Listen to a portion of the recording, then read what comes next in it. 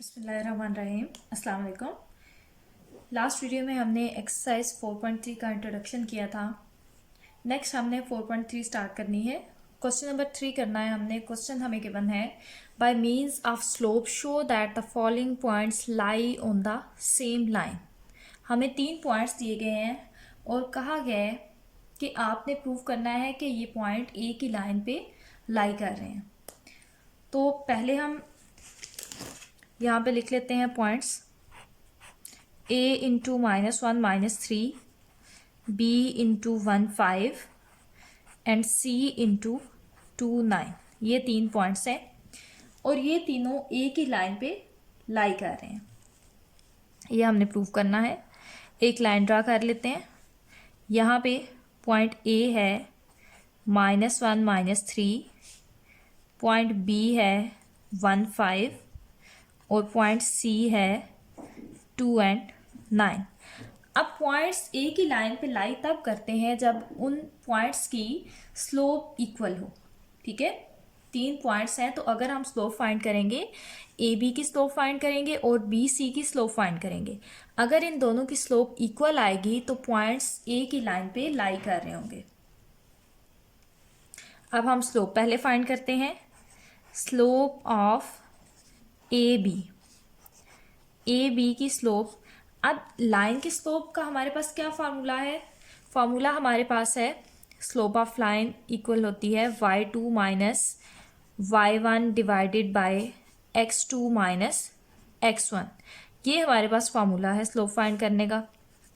अब y2 और y1 x2 x1 क्या है? जो फर्स्ट वाला पॉइंट है उसके जो पहला पॉइंट है वो x1 होता है, दूसरा point y1।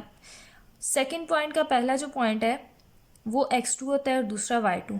x1 y1 x2 y2। ये स्लोप हमने फाइंड की है। Slope of A B y2 minus y1 divided by x2 minus x1 equal आएगा 5 + 3 डिवाइडेड बाय 1 + 1। तो ये इक्वल आ जाएगा 4 8/4 इक्वल आ जाएगा 4 के। मीन्स हमारे पास ए बी की स्लोप इक्वल आ गई 4 की। अब हमने फाइंड करनी है slope of B C. Slope of B C, ये 2 पॉइंट्स हमने लेने हैं बी और सी। सेम वही फार्मूला है y2 minus y1 divided by x2 minus x1। तो 9 minus 5 divided by 2 minus 1 equal आ जाएगा 4/1 इक्वल टू 4। तो हमारे पास ए बी की स्लोप भी 4 आई है और बी सी की स्लोप भी हमारे पास 4 के इक्वल आई है। तो slope of A B equal है स्लोप ऑफ बी सी। दोनों की स्लोप इक्वल है। इसका मतलब है कि ये पॉइंट्स लाई कर रहे हैं सेम लाइन पे। So the points lie on same line. यही हमने प्रूव करना था।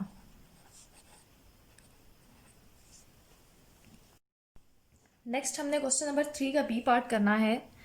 हमने इसमें भी यही प्रूव करना है स्लोप्स का मेथड यूज करते हुए कि ये पॉइंट्स ए की लाइन पे लाई कर रहे हैं। तो हम पहले यहाँ पे एक लाइन पे पॉइंट्स लिख लेते हैं लाइन ड्रा करके। ये पॉइंट ए हम लिख लेते हैं 4 - 5, बी पॉइंट है 7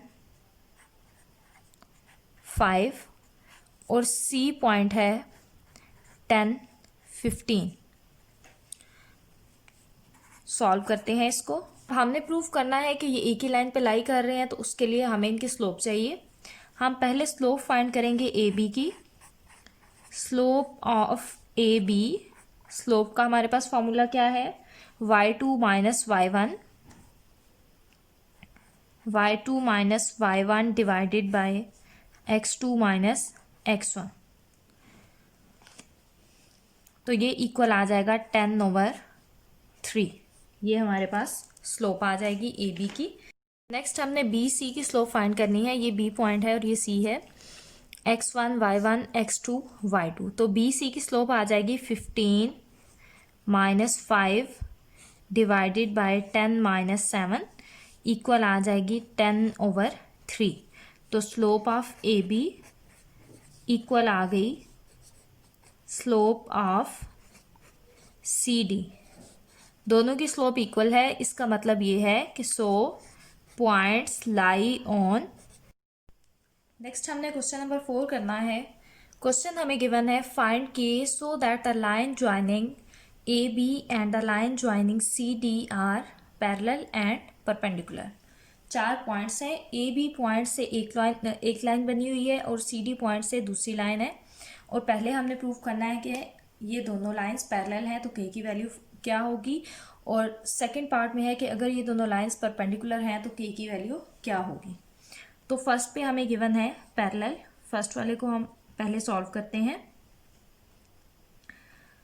अब पैरेलल है तो एक लाइन हमारे पास ये होगी A73 और B K-6, एक ये लाइन होगी और दूसरी लाइन हमारे पास होगी C-45 एंड D इंटू -6 4। ठीक है, ये दोनों लाइंस पैरेलल हैं, हमने के की वैल्यू फाइंड करनी है।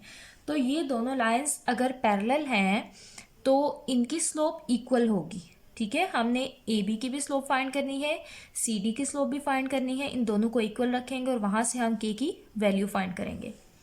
तो स्लोप ऑफ ए बी की स्लोप को हम m1 कह लेते हैं। m1 equals to slope of A B. तो slope of A B equal आ जाएगी, यहाँ पे लिख देती हूँ, ए बी की स्लोप आ जाएगी y2 minus y1 divided by x2 minus x1। ये स्लोप ऑफ ए बी आ जाएगी। नेक्स्ट m2 है slope of C D. mt equal है slope of C D. C D की स्लोप क्या आ जाएगी 4 माइनस 5 -1 -6 + 4 -2। तो ये इक्वल आ जाएगी 1/2 के। अब ये दोनों लाइंस पैरेलल हैं, ये हमें गिवन है as A B is parallel to C D. ये दोनों पैरेलल हैं, ये साइन पैरेलल के लिए हम यूज करते हैं। तो m1 और m2 को हमने इक्वल रखना है। -6 -3 -9 ओवर K-7 इक्वल आ जाएगा 1/2 के। हम क्रॉस मल्टीप्लाई करेंगे तो -18 इक्वल आ जाएगा K-7 के, और यहाँ से K की वैल्यू आ जाएगी 7, यहाँ पे सब्ट्रैक्ट हो रहा है, उस साइड पे जाके ऐड होगा। तो -18 + 7 इक्वल आ जाएगा -11 के। ये हमारे पास K की वैल्यू आ गई जब दोनों लाइंस पैरेलल हैं। नेक्स्ट हमने इस क्वेश्चन का सेकंड पार्ट करना है। सेकंड पार्ट में हमसे कहा गया है कि ये लाइंस अगर परपेंडिकुलर हों तो K की वैल्यू क्या होगी। ठीक है, तो ये दोनों लाइंस हैं, ये परपेंडिकुलर हैं। तो जब दो लाइंस परपेंडिकुलर होती हैं तो उनकी स्लोप इक्वल होती है -1 के। m1 m2 इक्वल होगा -1 के। दोनों स्लोप्स को मल्टीप्लाई करें तो आंसर -1 के इक्वल आता है, लेकिन यहाँ पे हमें गिवन है कि ये परपेंडिकुलर हैं तो हमने इन दोनों को -1 के इक्वल लिख लेना है, प्रूव नहीं करना। अब यहाँ पे m1 की वैल्यू पुट करेंगे। m1 स्लोप है -9/K-7 और m2 स्लोप है 1/2 इक्वल टू -1। मल्टीप्लाई करेंगे, -9/2K-14 इक्वल टू -1। -9 इक्वल आ जाएगा -2K + 14 के, और यहाँ से 2K इक्वल आ जाएगा 14 + 9। 14 + 9 इक्वल आ जाएगा 23 के, और यहाँ से K की वैल्यू आ जाएगी 23 डिवाइडेड बाय 2। तो ये हमने K की वैल्यू फाइंड कर ली जब दोनों लाइंस परपेंडिकुलर हैं। नेक्स्ट हमने क्वेश्चन नंबर 6 करना है। The 3 points A, B and C are consecutive vertices of a parallelogram. Find the fourth vertex. तो पहले हमने पैरेललोग्राम एक बना ली, A, B, C consecutive vertices हैं। उसके बाद D हमने लेट कर लिया। ठीक है, लेट D इंटू XY। अब ये पैरेललोग्राम के वर्टिसेस हैं, तो पैरेललोग्राम में अपोजिट साइड्स इक्वल होती हैं। अब ये AB पैरेलल है CD के, तो जब दो लाइंस पैरेलल होती हैं उनकी स्लोप इक्वल होती है। ए बी और सी डी की स्लोप फाइंड करेंगे, उनको इक्वल रखेंगे, एक इक्वेशन हमारे पास आएगी। इसी तरह से ए डी और बी सी भी इक्वल होंगी, इनकी स्लोप्स भी। स्लोप्स फाइंड करेंगे, उनको इक्वल रखेंगे, दूसरी इक्वेशन आ जाएगी और हम उनको सॉल्व करके एक्स और वाई की वैल्यू फाइंड कर लेंगे। तो पहले स्लोप ऑफ ए बी। अब since A B C D is a parallelogram, ये एक पैरेललोग्राम है, तो slope of A B equal आ जाएगी स्लोप ऑफ सी डी। ये हमने स्लोप्स इक्वल रख लेनी है। अब ए बी की स्लोप क्या आएगी? स्लोप हम लाइन की उसी तरह से फाइंड करते हैं, y2 minus y1 divided by x2 minus x1। ठीक है, ये ए बी की स्लोप आ गई। इसी तरह से सी डी की slope y minus 4 divided by x minus 1। अब इनको हम सॉल्व करेंगे। यहाँ पे नेगेटिव नेगेटिव पॉजिटिव, 2 + 1 3 के इक्वल आ जाएगा। -2 - 7 - 9 इक्वल आ जाएगा y minus 4 divided by x minus 1। अब इनको हम क्रॉस मल्टीप्लाई कर लेंगे। 3 × x माइनस 1 इक्वल आ जाएगा -9 × y माइनस 4। मल्टीप्लाई करेंगे, 3x माइनस 3 इक्वल आ जाएगा -9y प्लस 36। और यहाँ से इक्वेशन बन जाएगी 3x प्लस 9y, नेगेटिव है साइन, इस साइड पे आएगा पॉजिटिव हो जाएगा, माइनस प्लस 36 इस साइड पे आएगा -36, तो ये हो जाएगा -36 - 3 इक्वल आ जाएगा -39 के। ये हमारे पास एक इक्वेशन बन जाएगी। हम यहाँ से 3 कॉमन भी ले सकते हैं। 3 कॉमन लिया तो ये आ गया x plus 3y minus 13 equal to 0। तो फर्स्ट इक्वेशन हम इसको रख लेते हैं, ये हमारे पास आ गई फर्स्ट इक्वेशन। नेक्स्ट हमने ए डी और बी सी स्लोप को इक्वल रखना है, क्योंकि ये भी अपोजिट साइड्स हैं और इक्वल हैं, दोनों पैरेलल लाइंस हैं, इसलिए इनकी स्लोप भी इक्वल आएगी। तो slope of A D equal to slope of B C. B C और ए डी की स्लोप इक्वल आएगी। अब ए डी की स्लोप क्या आएगी? y minus into -1 divided by x minus 7। और स्लोप ऑफ बी सी की स्लोप आएगी 4 - 2 डिवाइडेड बाय 1 माइनस इंटू -2। तो ये इक्वल आ जाएगा y plus 1 divided by x minus 7 equal आ जाएगा 2/3। अब क्रॉस मल्टीप्लाई करेंगे, 3 × y प्लस 1 इक्वल आ जाएगा 2 × x माइनस 7। मल्टीप्लाई करेंगे, 3y प्लस 3 इक्वल आ जाएगा 2x माइनस। अब यहाँ से इक्वेशन बन जाएगी 2x minus 3y minus 14 minus 3 minus 17 equal to 0। ये हमारे पास आ जाएगी सेकंड इक्वेशन। अब हमने फर्स्ट और सेकंड इक्वेशन को सॉल्व करना है और हमने x और y की वैल्यू फाइंड करनी है। अब ये फर्स्ट इक्वेशन है, ये सेकंड है। इन दोनों को अगर हम ऐड करें, इक्वेशन 2